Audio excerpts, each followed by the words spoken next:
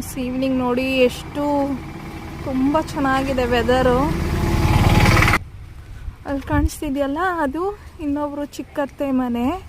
ಅಲ್ಲಿಗೆ ಹೋಗ್ತಾ ಇದ್ದೀನಿ ಫ್ರೆಂಡ್ಸ್. ಅದು ನಮ್ಮ ನಾಯಿ, ಟಿಪು ನಾಯಿ. ಟಿಪು ಸೈಡಿಗೆ ಬಾ.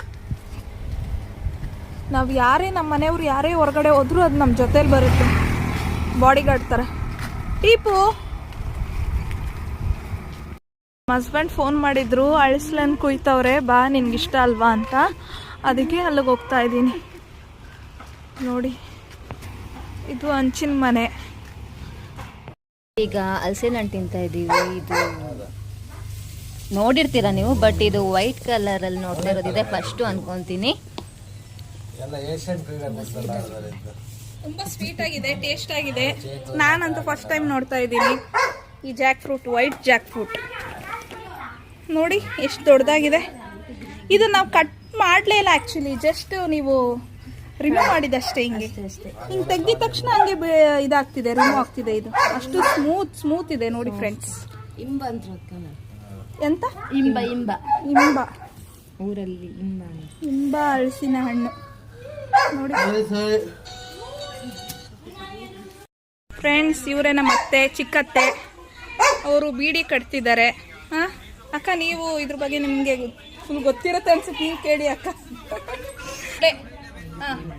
ಎಷ್ಟು ವರ್ಷದಿಂದ ಮಾಡ್ತಾ ಇದ್ದೀರಾ ಮೇಡಮ್ ಈ ಕೆಲಸನ ನೀವು? ಈ ಕೆಲಸ ನೀವು ಎಷ್ಟು ವರ್ಷದಿಂದ ಮಾಡ್ತಾ ಇದ್ದೀರಾ?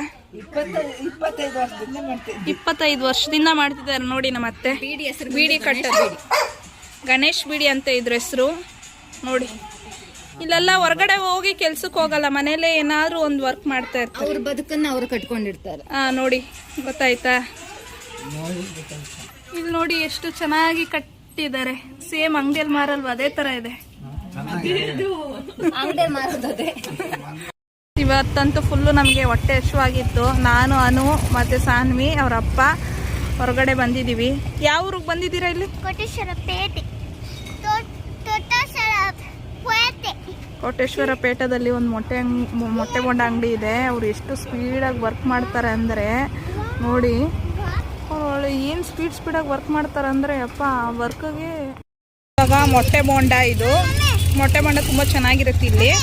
ನೆಕ್ಸ್ಟ್ ಇದು ಮೊಟ್ಟೆ ಬೋಂಡ ಉಪ್ಕರಿ ತಿನ್ನಿಸ್ತಾಳಂತೆ ನೋಡುವ. ಇದು ನೆಕ್ಸ್ಟ್ ಇದು ಮೊಟ್ಟೆ ಬೋಂಡ ಮಸಾಲ, ತುಂಬ ಚೆನ್ನಾಗಿರುತ್ತೆ ಇದು. ಈ ವಿಡಿಯೋ ನಿಮ್ಗೆ ಇಷ್ಟ ಆಗಿದ್ರೆ ಲೈಕ್ ಮಾಡಿ, ಶೇರ್ ಮಾಡಿ, ಕಮೆಂಟ್ ಮಾಡಿ. Bye. Thank you for watching.